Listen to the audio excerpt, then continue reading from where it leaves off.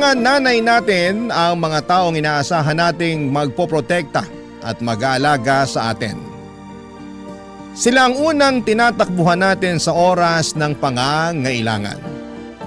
Pero may mga pagkakataon na sila din ang magdudulot ng pinakamatinding sugat sa ating puso dahil sa mga pinili nila sa buhay. Ikaw, kabarangay, may lakas ka bang patawarin at yakapin ang sakit na kanilang iniwan? Dear Papa Dudut, magandang araw po sa inyong lahat at sa mga kapwa ko kabarangay. Matagal na po akong taga-suporta ng Barangay Love Stories. Dahil may katrabaho po ako dati na palaging nakikinig sa inyong mga kwento sa YouTube. Dahil sa kanya, nagsimula na rin po akong makinig sa Barangay Love Stories. Ang kwentong ito ay isang bahagi ng aking buhay na tanging ang aking mommy at kapatid lamang ang nakakaalam. Nakasulat po ito sa aking journal at sa pagkakataong ito, napagdesisyonan ko pong ibahagi sa inyo ang ilan sa mga karanasan at aral na natutunan ko sa buhay. Alam niyo po yung feeling na mas lalong gumagaan ang lahat tuwing may nakakausap ka tungkol sa problema mo. Kaya po ako sumulat sa inyo kasi gusto ko pong maramdaman ulit yung feeling na yon. Ako po si Jasper. Lumaki po ako sa isang pamilya na malayo sa karaniwang buhay ng marami. Noong pinanganak po ako ay tila hindi pa ganap na handa ang mami ko na maging isang magulang. Maaga po naghiwalay ang aking mga magulang at hindi ko na po nakilala ang aking tunay na ama. Kaya po habang ako'y lumalaki, ang yaya ko po ang madalas kong kasama at kausap sa bahay. Nagbago po ang aming sitwasyon noong pinanganak ang kapatid ko. Si Dylan na ang tatay ay isang Amerikano. Ngunit hindi rin po nagtagal at naghiwalay din si mami at ang tatay ni Dylan. Habang lumalaki po ako ay unti-unti kong napapansin na parang mas paborito ni mami si Dylan. Aaminin ko po na sobrang nasasaktan ako tuwing napapansin ko po ito. Pero ni minsan, hindi ko po pinagbuhatan ng sama ng loob ang aking half-brother. Sa katunayan po ay hindi ko na rin po naramdaman na magkaiba pala kami ng ama. Para sa akin ay si Dylan ang kapatid ko at wala po akong ibang nararamdaman kundi ang pagmamahal at pagkalinga sa kanya, Papa Dudut.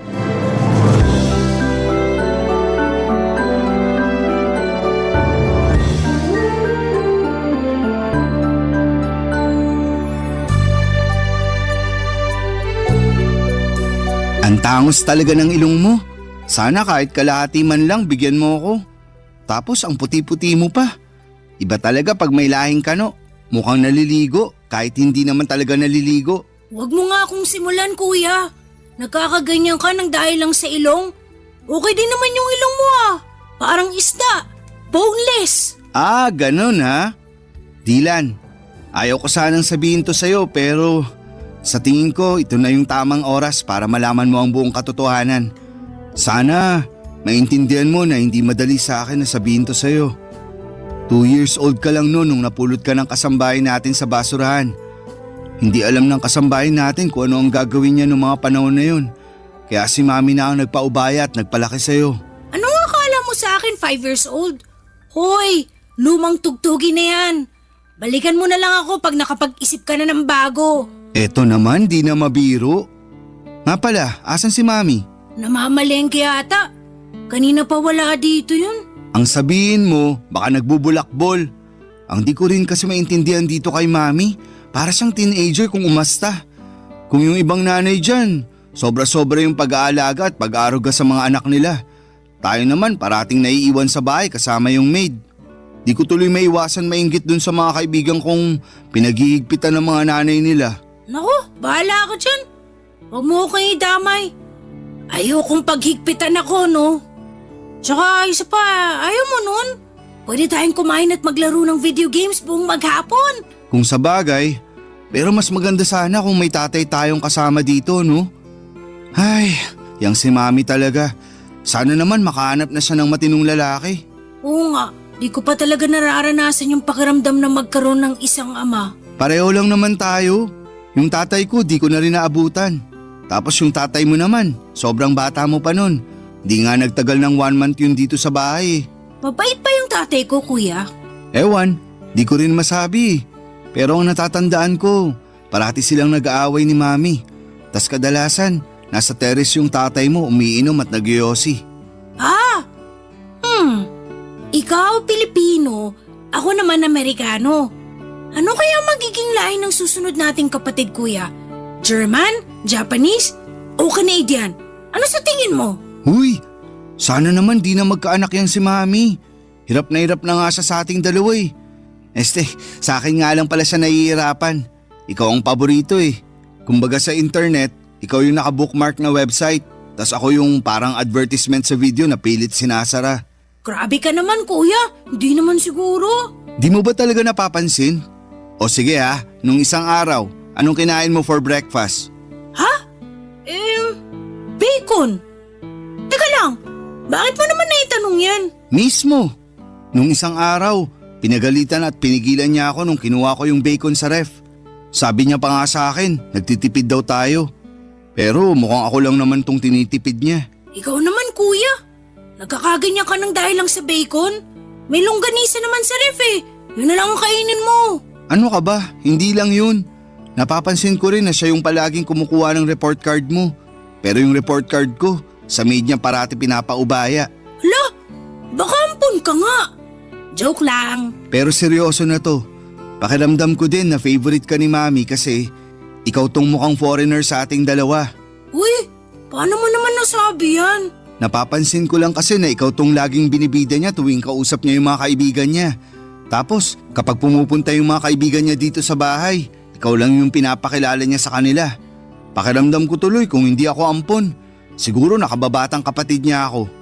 Sa totoo lang, sobrang bigat sa pakiramdam. Kuya talaga? Ba't kung makapagsalita ka parang kasalanan kong lahat? Uy, sorry na. Di ganun ang ibig kong sabihin ha. Pasensya ka na.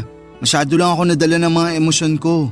At isa pa, yung pagtrato sa akin ni Mami, palagi mong tatandaan na wala kang kasalanan doon, okay? Problema naming dalawa yun ni Mami. Sorry na at ikaw tong napagbubuntungan ko ng sama ng loob. Promise, di ko na uulitin. Last na yon. Talaga? Oo, Walang iwanan ha, promise? promise. I love you, kuya.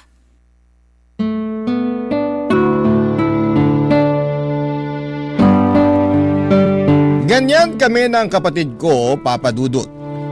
Laging nag-aasara, nag-aaway pero grabe. Sobrang mahal namin ang isa't isa. Kahit halos 6 na taon ang agwat ng edad namin, pakiramdam ko ay parang 1 taon lang ang pagitan namin.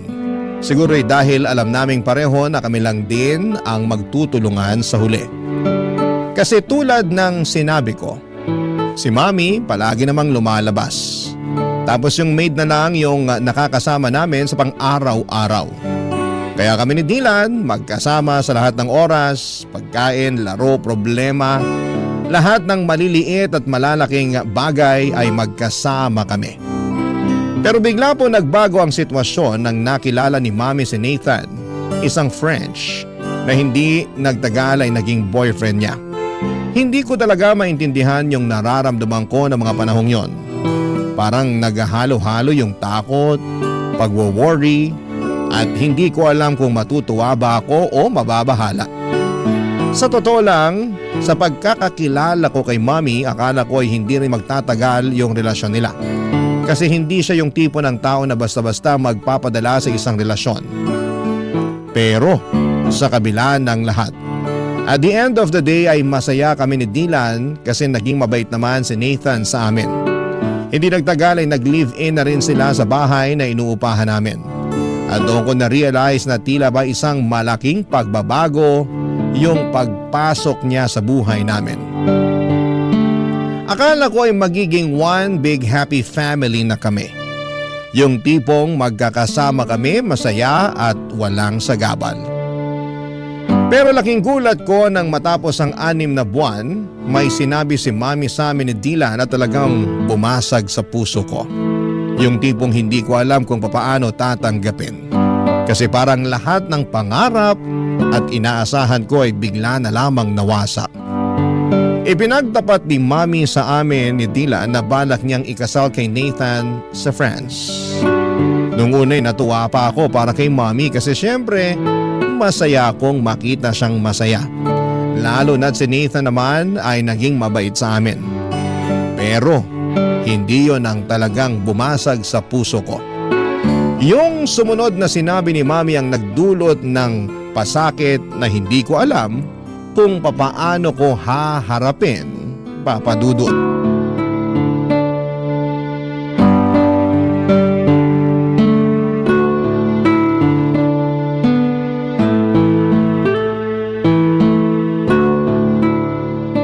Sige na naman kuya, pahiram na ako ng cellphone mo. Sandali lang. Hindi mo ba nakikita na naglalaro pa ako? Manood ka na muna ng TV dun sa sala. Kanina ka pa naglalaro eh. Jasper, Okay na yan. may kailangan Mami! tayong pag-usapan. Bakit? Ano po yun? Mukhang seryoso to ha. Patay. Kung may nabasag dito sa bahay, malamang kasalanan ni kuya yan. Basagin ko kaya mukha mo, gusto mo? Tumigil na nga kayong dalawa. Tungkol to sa napag-usapan namin ng Tito Nathan nyo. Bakit po? Magpapakasal na kami. At napagdesisyonan namin na doon na kami sa France magpapakasal. Ibig niyo po bang sabihin, sa ibang bansa na tayo titira? Astig! Sa wakas, makakakita na ako ng snow. At napagkasunduan rin namin ng Tito Nathan nyo na si Dylan na muna ang dadalhin namin. Ano? Dylan, lumabas ka na muna. Pero kuya, Sige na, please. Sige na anak, iwan mo na muna kami ng kuya mo. okay po.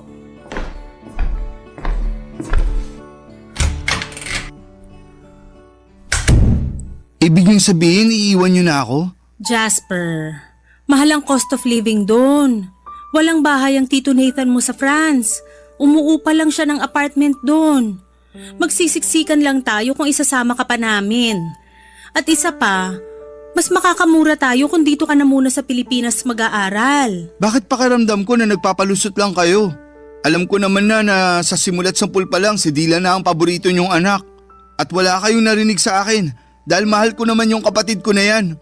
Pero di ko akalain na aabot kayo sa puntong paghiwalayin niyo kami. Jasper, wala na akong magagawa. Pinoproseso na ni Tito Nathan ang visa ko pati na rin ang visa ng kapatid mo. At huwag ka mag-alala kasi pumayag na ang lola mo na doon ka muna mag-aaral at titira sa kanya sa probinsya. Sobrang unfair niyo naman po. Alam ko na matagal niyo ng pangarap na maging residente sa ibang bansa. At nabigo kayo nung naghiwalay kayo ng tatay ni Dylan, hindi po ba? Hindi ko rin akalain na ipagpapalit niyo ako para lang sa pangarap mong yan. Ang kapal ng mukha mo? Buwas-bawasan mo yung tabas ng dila mo dahil kung hindi mas malalapad siya na aabutin mo sa akin. Nakapagdesisyon na kami ng Tito Nathan mo, Jasper.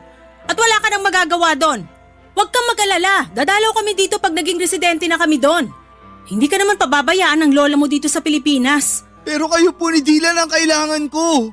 Hindi niyo ba naiintindihan yun? Ang tigas naman ng puso niyo sa akin. Para niyo na rin pinamukha sa akin na parang kasalanan ko pa na nabuhay ako sa mundong to. Kung ganito lang din naman ang kahinat na ng lahat ng to, sana pala iniwan niyo na lang ako kay Lola nung ipinanganak niyo ako. Bakit niyo ba ako kinupkup kung hindi niyo rin naman pala kayang panindigan? Anong klase kayong ina? Isa pa, Jasper, at tatamaan ka na talaga sa akin. Umayos ka. Hindi kita pinalaking bastos. Kung tutusin, hindi niyo naman ako pinalaki, di ba? Buong buhay ko, lagi kayong wala. Ano po ba ang naging kasalanan ko sa inyo para tratuhin niyo ako ng ganito? Kuya? Kuya, ano pang sinabi ni Mami sa'yo? Nagbago ba ang isip niya? Mukhang buo na ang desisyon niya. Kung ganun, hindi ako sasama sa kanila. Dito lang ako sa tabi mo, kuya. Dylan, wag. Ha? Anong ibig mong sabihin? Mas magiging maganda ang buhay at kinabukasan mo pag sumama ka papuntang France. At dun, mararanasan mo na rin ang pakiramdam ng magkaroon ng isang buong pamilya. Kaya ipangako mo sa akin na magpapakabait ka dun, ha? Buong pamilya? Anong buong pamilyang pinagsasasabi mo dyan? Eh hindi ka nga kasama, di ba? Dylan, pinapangako ko sa'yo na magkikita pa tayo. Isipin mo na lang na pareho tayo nagbabakasyon sa ngayon. Susunod ako sa France at magsasama ulit tayo sa isang bubong, promise. Kuya, mamimiss kita. Ako rin.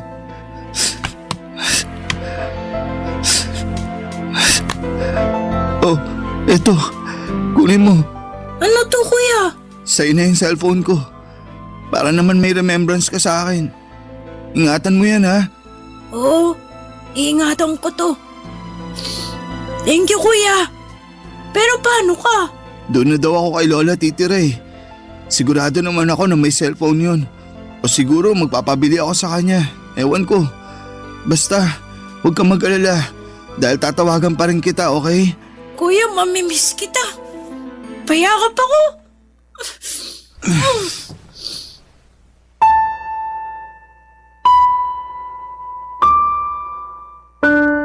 Papadudot, sobrang nasaktan ako sa naging desisyon ng nanay ko. Hindi ko malilimutan yung araw na umalis sila, Mami at yung partner niyang si Nathan at ang kapatid ko papunta sa France. Hindi ko makakalimutan na hindi na ako sumama sa kanila sa airport. At pinili ko na lamang na magtago at hindi na magpakita para kahit papaano ay maibsan yung sakit na nararamdaman ko sa pag-alis nila.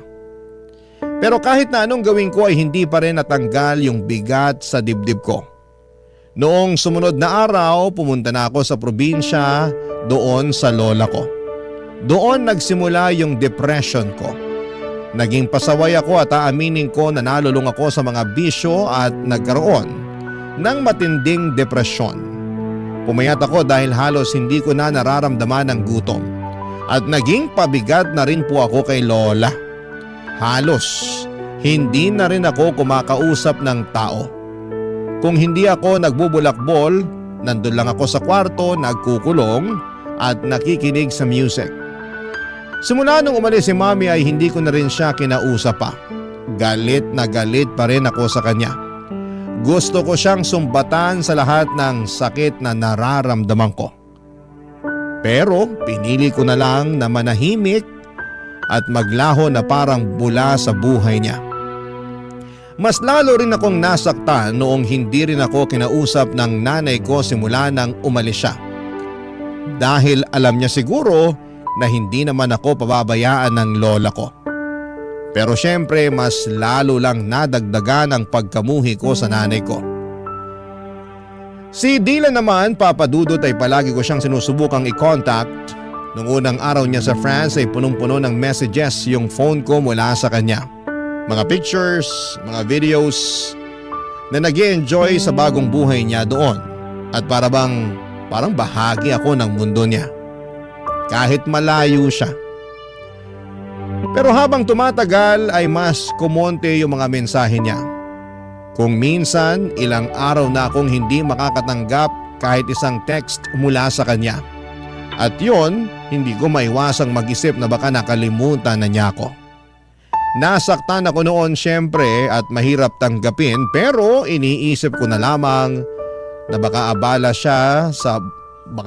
ako sa bago niyang buhay kasama sina Mami at si Nathan, papadudot. Barangay Love Stories. Barangay Love Stories. Yung empathy ng lola ko ang naging gabay ko, papadudot. Kahit na siguro naging pasakit ako sa kanya, ni minsan ay hindi ko naramdaman na tinataboy ako ni lola. Laging pinaparamdam ni lola na naiintindihan niya ako.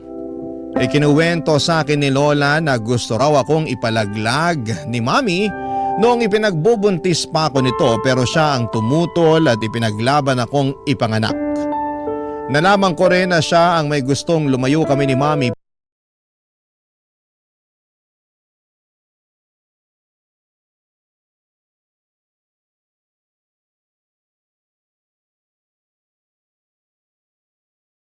para lumaki ako sa piling ng tunay kong ina. Pero hindi alam ni lola na sobrang iba pala ang trato sa akin ni Mami habang lumalaki ako.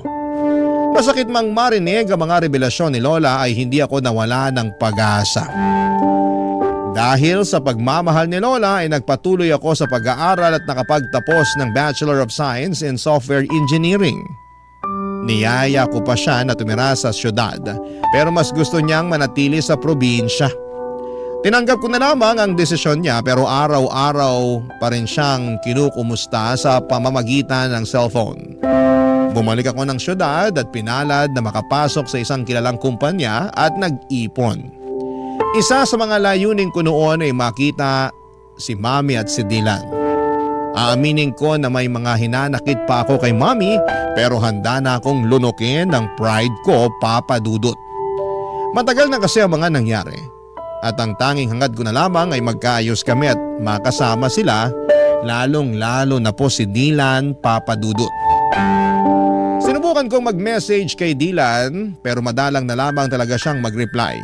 Kaya naman nag-decide akong kontakin si Mami sa social media tungkol sa bala kong kumuha ng tourist visa papunta sa France. Nagulat ako sa mainit na pagtanggap niya. Ang sabi niya ay miss na raw niya ako at humingi pa siya ng sorry sa mga pagkukulang niya. Pinatawad ko siya at naramdaman ko na parang naghilom na ang mga sugat ko. Nag-file ako ng 3-week leave na approve at natuwa pa ako nang ma-approve ang visa ko. Kaya makakapunta na ako sa bansang bahagi ng Europa kasama na ang France. Agad ko itong binalita kay Mommy at sobrang saya niya para sa akin, Papa Dudut. Si Dylan ay hindi pa rin ako nireplyan. Pero sinabi ko na lamang sa sarili ko na mas okay siguro kung magkita na lamang kami ng personal. At dumating na nga ang matagal ko nang hinihintay, Papa Dudut, ang makatungtong sa airport ng France.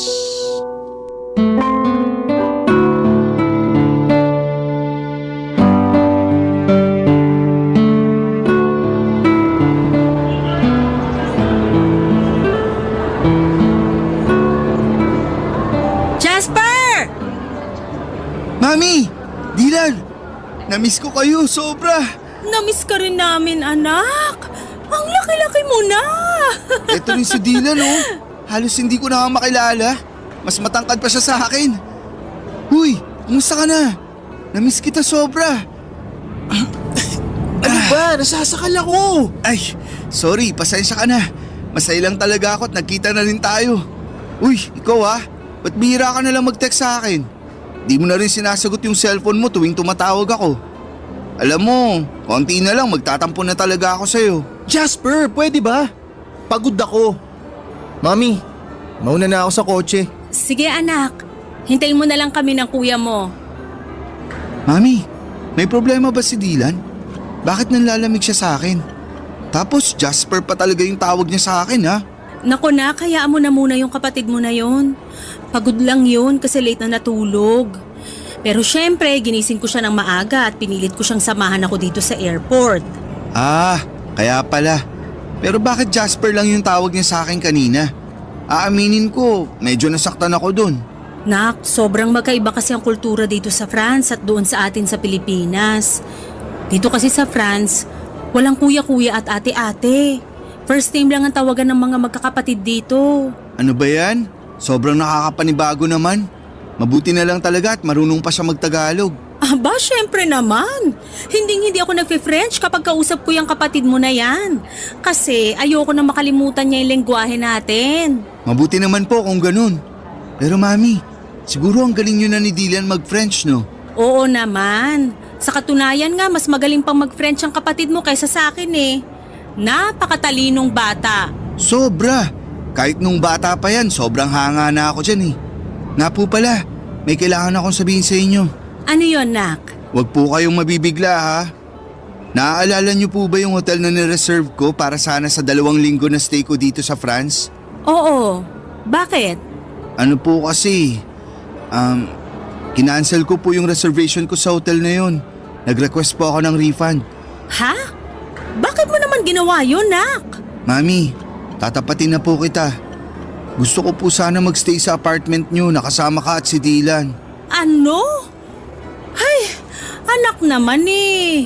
Hindi kalakihan yung tinitira namin na apartment. Hindi ka magiging komportable doon. Maghanap ka na lang ng ibang hotel, tutulungan kita. Kahit ako na ang magbayad. Mami, ganito kasi yan. Sa 2 linggo ko na stay dito, ayoko naman po magmukmok sa hotel. Gusto ko po kayong makasama ni Dylan sa bawat segundo, minuto at oras. Kaya please na po, Mami. Pumayag na po kayo. Ay, kahit kailan ka talaga, oo. Napaka-independent mo na pero parang bata ka pa rin kung umasta. So, ibig sabihin ba niyan pumapayag na po kayo? May magagawa pa ba ako? Salamat po, Mami. I love you. Pero ipapaalala ko lang sa'yo na wala kaming guest room sa apartment na yon. Doon ka na matutulog sa kwarto ni Dylan pero single bed lang yon. Okay lang sa akin kahit sa saig na po ako matulog. Loko-loko ka talagang bata ka. May extra foam naman dun eh. Yun na munang ipapagamit ko sa'yo. Thank you po. Nga pala, Mami. Kumusta kayo ni Nathan? Okay naman po ba kayo? Ah, yung Tito Nathan mo? Okay naman kami. Bakit mo naman natanong yan? Wala lang po. Matagal-tagal na rin kasi nung huli ko siyang nakita. Sa tingin niyo po ba, okay lang sa kanya na doon na muna ako tutuloy sa apartment? Ayan tayo eh. O diba sana naisip mo yan bago mo kinansela yung reservation mo dun sa hotel? Ibang klase ka talagang bata ka. Mami talaga. Sigurado akong mabibigla yon. Pero huwag kang mag-alala. Ako na ang magpapaliwanag sa kanya. Thank you, Mami. Kaya mahal na mahal ko po kayo eh. Naku, nambola pa. Ah, pero Jasper, kung sakaling may marinig ka na ingay galing sa kwarto namin, huwag mo na lang pansinin, okay? Kasi alam mo naman, buhay mag-asawa, paminsan-minsan may mga hindi pinagkakasunduan. Pero wala namang problema na hindi nasosolusyonan, di ba? Bakit po? Madalas po ba kayo mag-away ni Nathan? Alam mo naman mga French, ang tatapang. Tapos kapag may pinaniniwalaan sila, talagang pinaninindigan nila. Kaya ayan, paminsan-minsan nagtatalo kami dahil sa ugali ng Tito Nathan mo na ganyan. Ah, kaya pala. Mukhang maninibago ako dito ah. Halika na nga, sa bahay na tayo magkwentuhan. Papadudo, tumuloy po ako sa apartment ni na Mommy at salamat na lamang at napapayag si Nathan na doon ako tumira ng 2 linggo. Mabuti na rin po at naging okay na kami ni Mommy at sobrang nagpapasalamat po ako sa Panginoon dahil sa maayos ang relasyon namin. Pero si Dylan po ay mukhang siya naman po ngayon ang nanlalamig. Hindi na kami masyadong nagkakausap. Kahit nasa isang kwarto lamang kami natutulog. Kadalasan po ay naka-headset lamang siya at tuwing tinatanong ko siya o nakikipag-small talk, parang hindi siya interesado. Minsan nga po ay hindi na niya ako sinasagot ng maayos. Nung una iniisip ko na baka epekto lamang ito ng pagiging dito niya sa France na nirahan. O baka naman dahil sa mga pagtatalo ni Mommy at Nathan sa kabilang kwarto. Alam ko po kasi na kahit na hindi nila sinasadya ay malaki ang epekto ng mga ganong bagay, lalo na kapag naririnig ng bata. May mga pagkakataon din na iniisip ko na baka may pinagdadaanan siya na hindi ko pa rin nauunawaan. Sinubukan ko pong kausapin siya minsan kung bakit siya nanlalamig. Pero iniiwasan lamang po niya ako. Hindi ko na po siya pinipilit, baka lalo lang po siyang magtampo o magalit. Naintindihan ko naman po na may mga bagay na ayaw pa niyang pag-usapan at baka hindi pa siya handa papadudot. Kahit na ganito siya, hindi po nagbago ang pagmamahal ko sa kanya. Mahal na mahal ko pa rin siya at ginagawa ko po ang lahat para iparamdam sa kanya ang bagay na yon. Kaya noong nagkita kami, ginamit ko po yung pagkakataon para ipakita sa kanya kung gaano ko siya pinapahalagahan. Pinagluluto ko siya ng almusal, binibilhan ng mga bagong gadgets at kung ano-ano pa. Nagpasalamat naman siya pero hanggang doon na lang.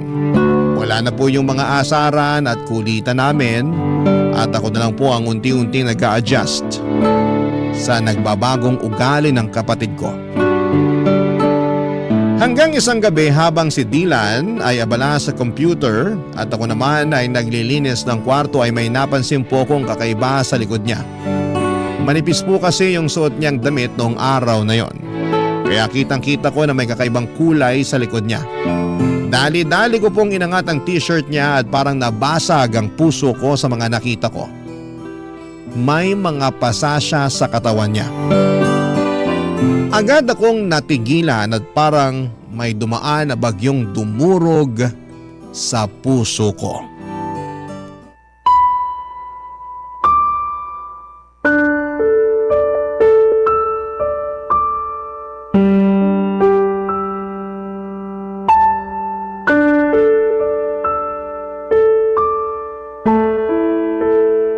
Dylan, ano yan ha? Ba't ang dami mong pasa? Ang OA mo naman, pwede ba huminahon ka? Wala to. Nadulas lang ako sa CR nung isang araw. Dylan, wag mo akong gawing tanga. Alam ko yung pinagkaiba ng pasa na galing sa aksidente at pasa na sinadya. Sino may gawa nito sa'yo ha? Magsalita ka. Ano bang pakialam mo, ha? Ipapaalala ko lang sa'yo, Jasper, ha, hindi kita kapatid. Hindi tayo lumaki sa iisang bahay. At higit sa lahat, magkaiba tayo ng tatay. Kaya utang na loob, lubayan mo na ako, tigilan mo na yung pagpapanggap mo na concern ka sa akin. Seryoso ka? Talaga ba, Dylan? Ang sakit mo naman magsalita. Ganyan na ba talaga kasama ang tingin mo sa akin? Ni minsan hindi ko inisip na magkaiba tayo ng tatay. Simulat sa pool, kapatid na buo ang tingin at turing ko sa'yo. Ba't ka ba nagkakaganyan ha? Ano bang nagawa akong kasalanan sa'yo para kamuhian mo ako ng ganito katindi? Nangako ka sa akin dati na susunod ka, di ba? Nangako ka na magkikita tayo ulit pero pinaasa mo lang ako. Ang tagal ko naghintay, nagmukha akong tanga. Hanggang napagod na lang ako. Napagod ako sa walang katapusang paghihintay dun sa pangako mong napako. Pero nandito na ako ngayon, di ba? Dylan naman. Hoy, wag ka nga umasta na parang kasalanan ko kung bakit ako nagkakaganito. O nandito ka nga, pero iiwan mo rin naman ako pagkatapos ng 2 linggo eh. Sana hindi ka na lang pumunta dito. Nagsayang ka na ng oras, nagsayang ka pa ng pera. Dylan, makinig ka. Please, wag mo namang isumbat sa akin yung pagkakalayo natin. Wala ni isa sa atin ang ginusto na mangyari yun. Akala mo ba hindi ako nasaktan na pilit akong inilayo sa nag-iisa kong kapatid? Durog na durog ako nung umalis kayo. Hindi ko alam kung paano ko hinarap ang bawat araw na wala ka sa tabi ko. Pero wala na akong magawa nun. Kaya tiniis ko, Dylan. Tiniis ko yung sakit na yun. Kasi alam ko na mas magiging maganda ang buhay mo dito. At alam ko na mas makakamit mo yung mga pangarap mo dito. Kahit kailan, hindi ko pinangarap na mabugbog ng asawa ng nanay ko. Teka lang, si Nathan? Siya ang may gawa nito sa'yo? Magbabayad siya sa ginawa niya sa'yo. Hayop siya? Hayop! Teka lang, kumalma ka nga. Masyado kang mainit eh. Makinig ka sa akin. Kung ano man yung ginagawa niya, hayaan mo na. Huwag ka na makialam. Mamaya madamay ka pa eh. Dylan, magpaliwanag ka. Bakit niya nagawa sa'yo ito? Kailan nagsimula to? Paano? Sabihin mo na sa akin, parang awa mo na. Ay, sa akin niya binubunton yung galit niya kasi hindi siya mabigyan ni Mami ng anak. Wala naman kaming magawa ni Mami. Kailangan namin ng tulong niya eh. Kasi gusto namin maging legal na residente dito. Matagal ng pangarap ni Mami yun. Buwisit na pangarap yan. Wala man lang bang ginawa si Mami para ipagtanggol ka? Alam ni Mami lahat ng ginagawa sa akin ni Nathan. Pero wala nang pag-asa si Mami. Palagi na lang niyang pinagtatanggol yung asawa niya. Kaya unawain ko na lang daw kasi nga may pinagdadaanan. Bakit di mo agad sinabi sa akin to? Bakit? May magagawa ka ba? Kung sinabi ko sa ito noon pa? Kung makaasta ka para kang hero ah. Wala ka rin naman magagawa eh. Di ba? Eto ba ang dahilan kung bakit di mo sinasagot mga messages at tawag ko sa'yo? Dahil mas pinili mong sarilinin ang lahat ng problema mo? Oo. Napakatanga ko! Napakabobo ko! Napakalaki kong gago! Dapat andito ako nung mga panahong kinailangan mo ko. Dapat nandito ako nung mga panahong kinailangan mo ng taong magpoprotekta sa'yo. Dapat nandito ako nung mga panahong wala kang karamay at kinailangan mong ilabas lahat ng sakit ng dahil sa lahat ng pinagdadaanan mo. I'm sorry, Dylan. Patawarin mo ako. Hindi mo kailangan humingi ng tawad. Pasensya ka na kung pinamukha ako sa'yo na kasalanan mo lahat kung bakit nangyayari to. Ang importante, hindi ka na ulit masasaktan ng animal na yon, naiintindihan mo? Alam mo kung ano yung pinakamasakit para sa akin? Yung simula pagkabata natin, ikaw yung paboritong anak ni Mami pero hindi ka man lang niya nagawang ipagtanggol sa hype na Nathan na yun. Hindi ko alam kung paano natiis ni Mami yung ganitong klaseng sitwasyon, Dylan. Hindi ko na talaga kaya dito. Sasama na ako sa'yo. Parang awa mo na isama mo ako. Sorry kung hindi kita pinakitunguhan agad ng maayos. Ang totoo niyan, gustong gusto na kitang yakapin nung unang araw pa lang na nagkita tayo dun sa airport. Pero nilamon kasi ako ng inggit eh. Nilamon ako ng lungkot. Naiinggit ako kasi malaya mo nagagawa lahat ng mga bagay na gusto mo. Habang ako, impyerno yung buhay ko dito. Kung akong papipiliin, mas gugustuhin ko na ako na lang sana yung naiwan sa Pilipinas eh. Dylan, alam kong alam mo na kung may paraan lang para pagbaligtarin ko ang sitwasyon nating dalawa. Matagal ko na yung ginawa. Mahal na mahal kita, kuya. Mahal na mahal kita, Dylan. Sobra. Huwag kang mag-alala. Iuwi na kita sa Pinas. Kayo ni Mami. Wala nang dahilan para manatili pa kayo dito. Hindi na ako makakapayag na saktan ka pa ng hayop na yon. Salamat, kuya.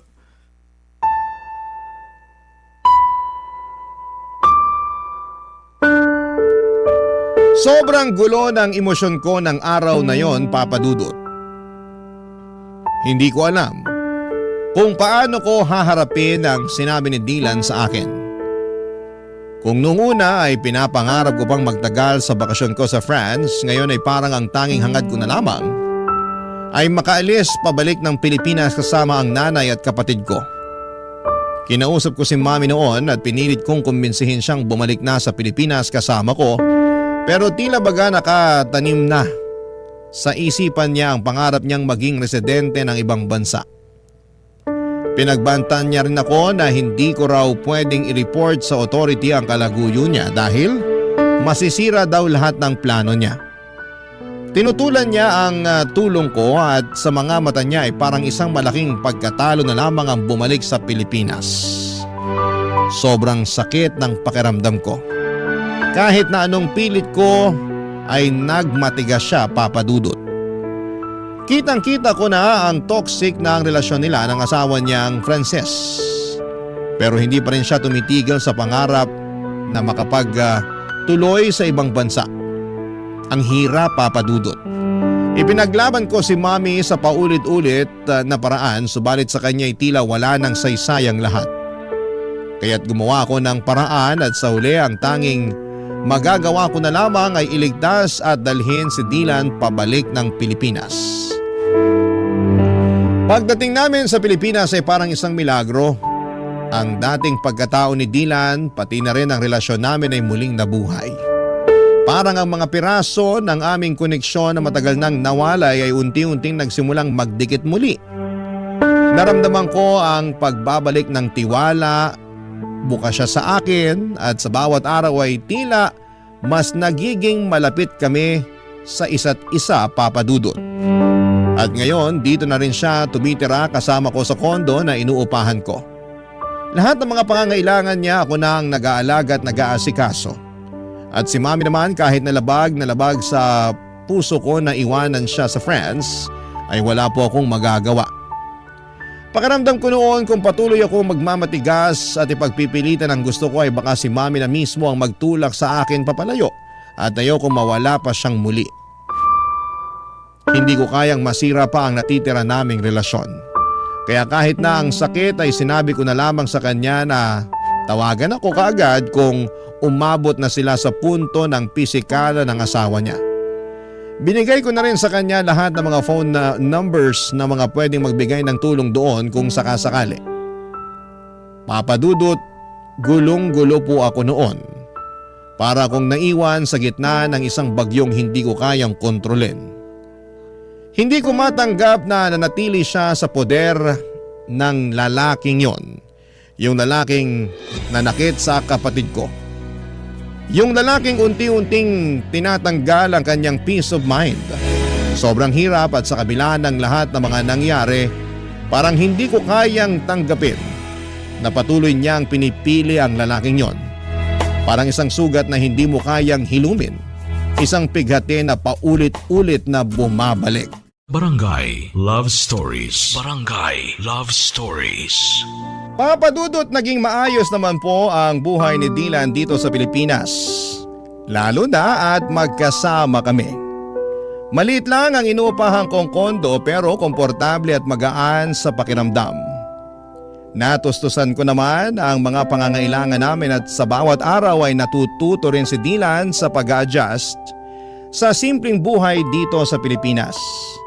Ako na rin ang nag-aasikaso sa lahat ng papeles ni Dylan para makapag-stay siya ng maayos dito at higit sa lahat ay pinili kong ipagpatuloy ang kanyang edukasyon dito sa Pilipinas. Papadudot masaya ako na naging mapayapa ang buhay namin kahit sa simpleng paraan. Ang mga maliliit na bagay na dating hindi namin binibigyang halaga, mga magaan na araw, tahimik na gabi ay ngayon ay nagiging malalaking bagay para sa amin. Ngunit sa kabila ng lahat ng ito, hindi pa rin nawawala ang matinding pagwo-worry namin kay Mommy, lalo na si Dylan. Paminsan-minsan ay binabangungot pa siya parang ang mga masasakit na alaala mula sa France ay patuloy na bumabalik, Papadudot. Parang hindi siya makaalis sa mga trauma na iniwan sa kanya ng mga nangyari doon. Minsan ramdam ko ang takot sa mga mata ni Dylan at sobra siyang nagwo-worry sa kalagayan ng nanay namin. Hindi rin ako nakaligtas sa mga alalahaning yon. Pareho kami ng mga nararamdaman, yung bigat sa puso, yung takot na baka may mangyaring masama kay Mommy o kaya'y lalo siyang mapahamak, Papadudot. Ilang gabi rin ang lumipas na hindi ko maiwasang sisihin ang sarili ko. Sana'y mas pinilit ko si Mommy na bumalik sa Pilipinas kasama namin. Hanggang ngayon ay hindi ko pa rin mapatawad ang sarili ko sa desisyon kong iwanan siya doon. Marami akong tanong sa isipan ko kung sana'y mas pinilit ko pa siya. Kung sana ay hindi ko siya iniwan, baka hindi na siya lumubog pa sa ganitong sitwasyon. Pero sa kabila ng lahat, Papadudot, ng pag-aalala at pagdududa, may mga bagay na kailangan ko ring tanggapin. Minsan, hindi mo kayang baguhin ang mga desisyon ng ibang tao. Lalo na kung ang pinipili nilang landas ay iba sa'yo. Ngunit kung may isang bagay man na hindi ko pagsisisihan, yon ay ang desisyon na dalhin si Dylan pabalik ng Pilipinas. Siyang naging dahilan kung bakit mas nagkaroon ng pag-asa akong maramdaman na natutulungan ko siya at magbagong buhay. Sa kanya ko nahanap ang lakas na magpatuloy at hindi ko kayang isiping wala siya sa tabi ko. Lalo na sa mga panahong kailangan ko ng gabay at suporta. Mas ligtas siya sa akin dito at mas magaan ang pakiramdam ko na magkasama kami. Ang mga gabi namin ngayon ay tahimik, puno ng simpleng kaligayahan at mas kontento kami sa buhay, Papadudot.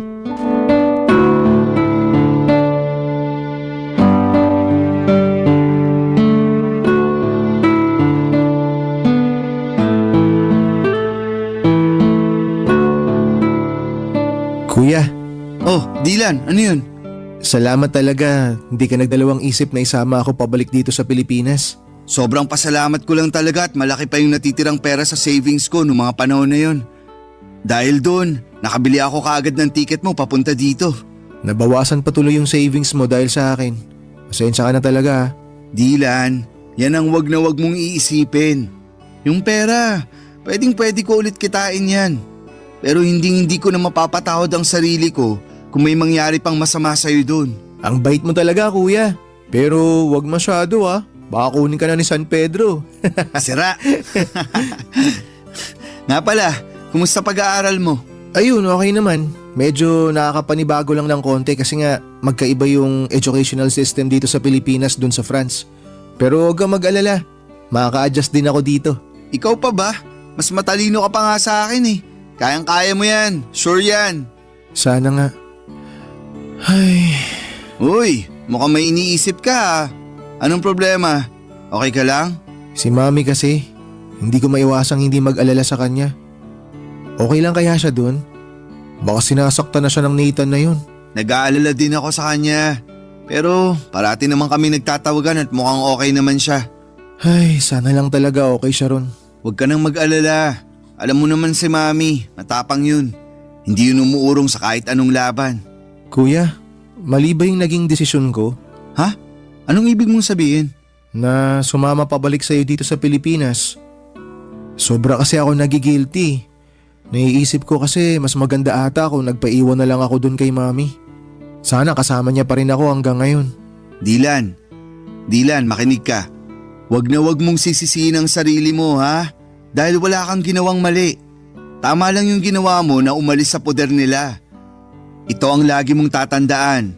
Hindi mo kailanman kailangang tiisin ang pang-aabuso ng isang tao sa'yo.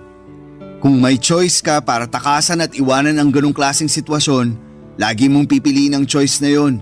Naiintindihan mo ba yon? Si Mami ang mali dito, Dylan. Siya ang may kailangang baguhin. Kailangan niyang matutunang respetuhin ang sarili niya. At kailanman, hindi ko maiintindihan kung bakit tinitiis siya ang lahat ng yun. Lahat ng sakit at lahat ng pang-aabuso. Para lang maging legal siya na residente. O teka kuya, kalma ka lang. Huwag ka masyado magalit. Siya na mismo ang nagpapahirap sa sarili niya. Hindi ko na talaga alam kung anong nangyayari sa kanya. Dylan, hindi niya nakikita na ang kalayaan at ang respeto sa sarili mas mahalaga kaysa sa papel na pinapangarap niya. Kuya, sa tingin mo, babalik pa kaya si Mami dito? Huwag kang mag-alala. Hindi ko titigilan si Mami hanggang sa makabalik siya dito. Ako na bahala doon ha. Mag-focus ka na lang sa pag-aaral mo. I'm sorry. Masyado ako nagiging emosyonal. May iba tayo. Sigurado ako matutuwa si Lola pag nakita ka niya. Pupunta tayo kay na Lola this weekend, okay? Sige, tara. Nakaka-excite. Baby pa ata ako nung huli ko nakita si Lola eh. Oo. Sigurado ako magugustuhan mo dun sa probinsya. Sariwang hangin, maraming puno, at higit sa lahat, walang traffic. Hindi na ako makapaghintay. Alam mo kuya, hindi ko akalain na darating pa pala tong panahon na to. Ako din, Dylan. Alam ng Diyos na ilang beses kong pinagdasal na sana magkita tayo ulit. At ngayon na magkasama na tayo, babawi ako sa napakaraming taon na nawala sa atin. Tama kuya, sangayon ako dyan. Pero alam mo, pwede ka namang bumawi sa akin ngayon eh. Bila mo ka ng bagong cellphone kuya, bawi ka na. Ayan tayo eh. Sige na kuya, uugod-ugod na tong phone ko eh. Ang bilis na malobat. Tsaka kailangan na talagang palitan. Kuya, please naman. Bila mo na ako ng bago. Ay, sige na nga. Buksan mo yung drawer ko. May cellphone ako doon na hindi ko na masyadong nagagamit. Sa'yo na yun. Nice! Salamat kuya, the best ka talaga. Ayos, may bago na akong cellphone. Ay kuya, sandali lang. Diyan ka lang ha, may papakita ako sa'yo. Ano yan? Oh, naalala mo pa ba to? Teka lang. Ito yung bigay ko sa'yo na cellphone bago ako pumunta ng France ha. Buhay pa pala to? Oo kuya, talagang tinago ko na maigi to. Medyo matagal-tagal ko nang hindi nagagamit kasi sobrang luma na. Pero inalagaan ko to. Grabe! Hindi ko akalain na naitabi mo pa pala yan. Akala ko matagal nang nasira o nawala yan eh. Kasi tong cellphone na to, hindi lang basta gamit to. Ito yung alaala na naitago ko na kahit na malayo tayo sa isa't isa, kahit na anong mangyari, may mga bagay na hindi talaga magbabago. Dylan, thank you at hindi mo kinalimutan ang pagiging magkapatid natin. Salamat din kuya. Kasi dahil sa'yo, natutunan ko kung paano maging matatag. Ikaw rin yung nagturo sa akin kung paano lumaban. Kung wala ka, baka hindi ko rin nahanap yung lakas para makausad ako sa mga nangyari. Na-realize ko rin na walang laban ang hindi natin kayang pagtagumpayan basta magkasama tayo. Ikaw talaga, isa na lang at maniniwala na talaga ako sa'yo. Kanina pa tayo nagdadramahan dito eh. Pahag na nga lang. I love you kuya. Love you too. Sa mga panahong yon, Papa Dudo, talagang naghinom ang mga sugat namin ni Dylan. Mas naging matatag ang aming pagsasamahan bilang magkapatid. Tahimik na ang buhay namin at sa wakas ay nakaramdam kami ng kapayapaan, isang uri ng katahimikan na matagal na naming hinahanap.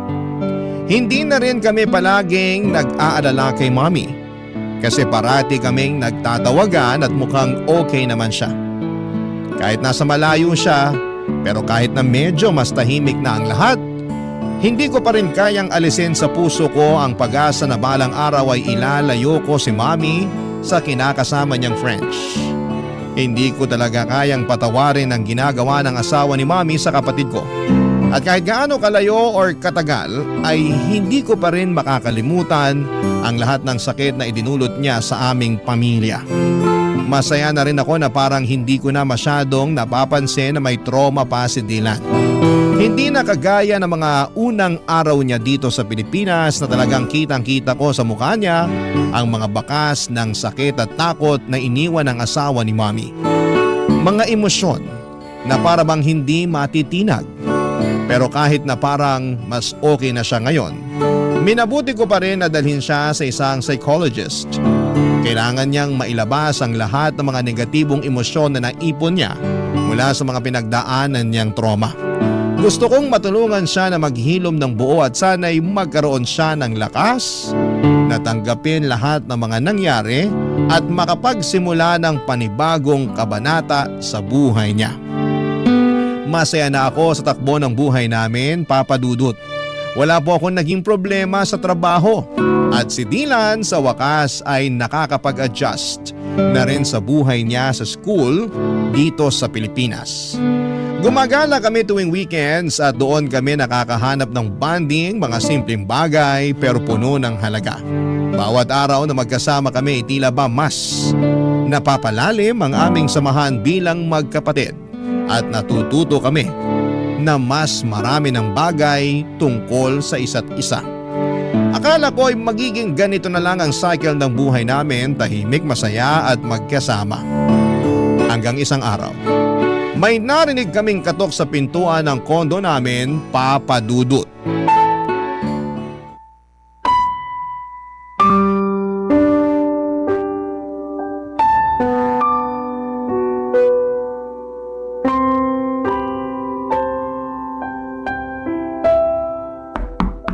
Sandali lang! Mami? Mga anak! I'm so sorry! I'm so sorry! Ang tagal kong hinintay ang araw na to. Teka, Mami, paano nyo nalaman yung address dito? Binigay sa akin ng lola niyo ang address niyo. Pasensya na kayo kung hindi ko sinabi na dadating ako kasi sa totoo lang, hindi ko alam kung may mukha pa akong ihaharap sa inyo. Naging makasarili ako. Ako ang dahilan kung bakit tayo nagkawatak-watak. Makinig ho kayo. Tapos na po yun. Hindi nyo na kailangang isipin yun. Ang importante, nandito na po kayo. Hindi ako naging mabuting ina dahil lang sa kagustuhan ko na umasenso at manirahan sa ibang bansa. Naging unfair ako sa inyong dalawa. Mga anak, I'm so sorry. Sising-sisi na ako sa mga naging desisyon ko sa buhay. Mami, wag nyo nang isipin yun. Okay na po tayo. Hindi nyo po alam kung gaano kami kasaya ni Kuya ngayon na nandito na kayo. Tsaka ang mas mahalaga ngayon, Mami, kumpleto tayong tatlo. At mas matatag na tayo ngayon. Tama po si Dylan. Hindi na po tayo magkakaiwalay ulit. Lahat ng pagkakamali ko, lahat ng sakit na naidulot ko sa inyo, parang isang malaking kasalanan na hindi ko na kayang itama. Walang kapatawaran yung ginawa ko sa inyo, mga anak. Mami, napatawad ka na namin ni Kuya. Matagal na. Hindi ko alam kung paano ko mapapalitan yung panahon na nawala sa atin. Pero kung may pagkakataon pa, babawi ako sa inyong dalawa. Ang importante po, narito tayo ngayon at nandiyan kayo sa tabi namin. Hindi na natin may babalik ang nakaraan pero sigurado ako na mas marami pang magagandang bagay na mangyayari. Lalo na ngayon na magkakasama na tayo. Salamat mga anak. Hindi ko alam kung anong ginawa ko para maging deserving pa ako ng pagmamahal nyo. Pero sobrang nagpapasalamat ako na may pagkakataon pa akong magbago at maayos ang lahat. Sobrang bigat ng kasalanan ko sa inyong dalawa. Mami, mahal na mahal ka po namin. Dylan, nagbulag-bulagan ako sa mga ginawang kahayupan sa iyo ni Nathan dahil lang sa pagmamahal ko sa kanya at sa kagustuhan ko na maging legal na residente. Naging impyerno ang buhay mo dahil hinayaan ko siya sa mga ginawa niyang kawalangyaan sa'yo, anak. Hindi mo deserve lahat ng nangyari sa'yo. I'm so sorry. Mami, aaminin ko po. Sobra ako nasaktan nang malaman ko na sinasaktan ni Nathan si Dylan. Akala ko po kasi noon, mas magiging ligtas si Dylan sa inyo. Lalo na siya yung paborito niyong anak kahit noon pa man. Huwag niyo po sanang mamasamain pero wala naman pong problema sa akin kung siya ang paborito niyo. Ang sa akin lang po, sana pinrotektahan niyo siya laban sa hayop na yun. Pero sa sobrang dami na nang nangyari, hindi ko na po kaya magtanim ng sama ng loob laban sa inyo. Masaya lang po ako ngayon at ligtas kayo. Jasper, sobrang laki ng kasalanan ko sa'yo, anak. Nagkulang ako bilang nanay mo at hindi ko naparamdam sa'yo yung pagmamahal na karapat-dapat mong matanggap mula sa isang ina. Anak, maraming salamat dahil sa kabila ng lahat hindi ka nagdalawang isip na tulungan ng kapatid mo. Sobrang nagpapasalamat ako at nilayo mo siya kaagad sa malaimpyernong lugar na yon. Bakit mami? Ano nangyari? Nahuli ko si Nathan na ng bababae. Tapos nung kinumpronta ko siya tungkol dito, nagwala siya at muntik na niya akong mapatay. Sinira at binasag niya rin lahat ng mga natitirang gamit sa kwarto ni Dylan. Hindi ko lubos maisip na baka nasaktan niya ng husto yung kapatid mo kung hindi mo siya sinama pa uwi dito sa Pilipinas. Napakawalang hiya niya. Mami, please sabihin niyo sa akin na pinakulong mo na ang hayop na yon. Anak, hindi ko na kaya na makita pa ang pagmumukha niya. Sa mga panahong yon, na-realize ko kung gaano kabigat at katindi ang pagkukulang ko sa inyong dalawa. Wala na akong ibang inisip ng mga panahon na yon kung hindi ang makabawi sa inyong dalawa. Kaya ginamit ko yung natitirang pera ko para makauwi dito sa Pinas. Mami, kailangan nyo na siyang hiwalayan ng tuluyan. Ayoko na magkaroon pa kayo ng kahit na anong ugnayan sa kanya. I-delete nyo na yung phone number niya sa phone nyo. I-block nyo siya sa lahat ng social media. Baka masundan niya tayo dito tapos saktan na naman niya ako. Ayoko na ng ganun, Mami. Hindi ko na kaya. Dylan, makinig ka sa akin. Wala nang mananakit sa'yo dito. Ligtas ka na sa poder namin. Hindi na ako makakapayag na may manakit pa sa'yo. Anak, makinig ka sa kuya mo. Hindi ka namin pababayaan. Mamamatay muna ako bago ka pa niya masaktan uli. Naiintindihan mo ba yon? Kuya, Mami, mahal na mahal ko po kayo. Mahal ka rin namin, Dylan. Huwag ka mag-alala, anak. Magbabago na ang lahat simula sa araw na to. Hindi na tayo maghihiwalay.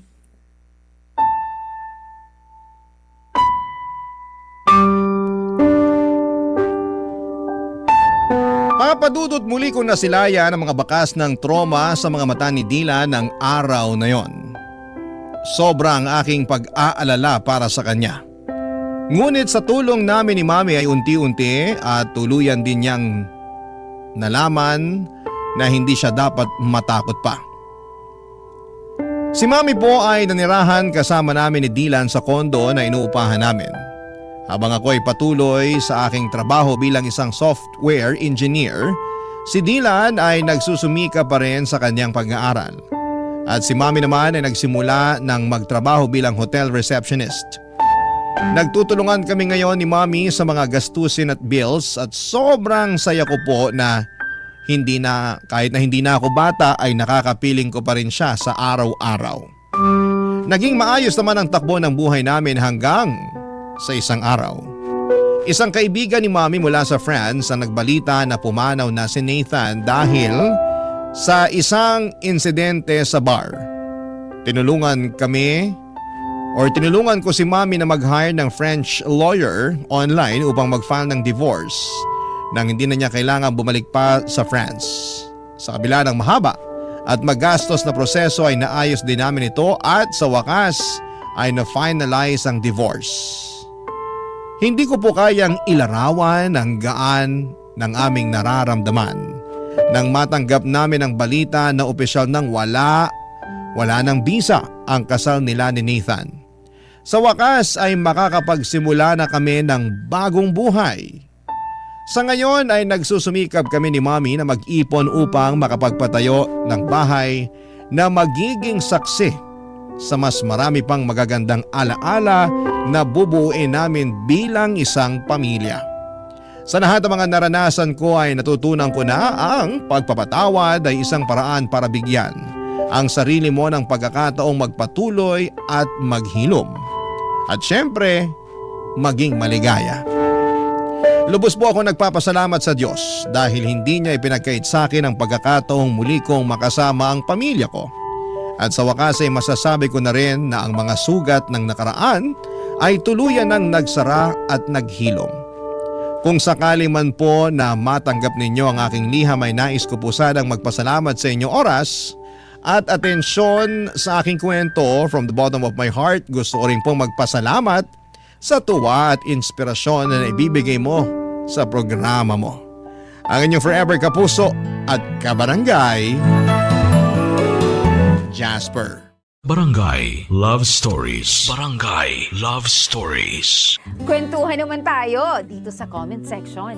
Nagustuhan ng iyong napakinggan? Ituloy yan via live stream sa www.gmanetwork.com/radio.